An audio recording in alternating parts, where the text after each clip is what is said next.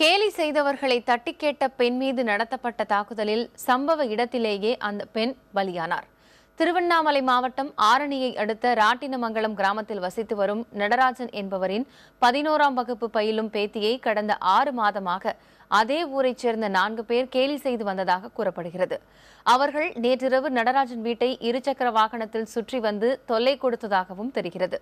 இதனால் ஆத்திரமடைந்த நடராஜனின் மகன் செந்தில்குமார் அந்த கும்பலை தட்டி கேட்டுள்ளார். அப்போது மோதலில் ஜெயஸ்ரீயிடம் தவறாக நடக்க முயற்சி நடைபெற்றதாக கூறப்படுகிறது. இதனை தடுக்க முயன்ற நடராஜனின் மனைவி ராஜேஸ்வரியை 4 பேரும் தாக்கி கீழே தள்ளிவிட்டு தப்பி ஓடிவிட்டதாக கூறப்படுகிறது. ஆரணி அரசு மருத்துவமனைக்கு கொண்டுவரப்பட்ட ராஜேஸ்வரியை ஏற்கனவே இறந்துவிட்டதாக மருத்துவர்கள் கூறினர். இதனை அடுத்து ராஜேந்திரன் கொடுத்த புகாரின் அடிப்படையில் வழக்கு பதிவு செய்த காவல்துறையினர் தப்பி ஓடிய 4 பேரையும் தேடி வருகின்றனர்.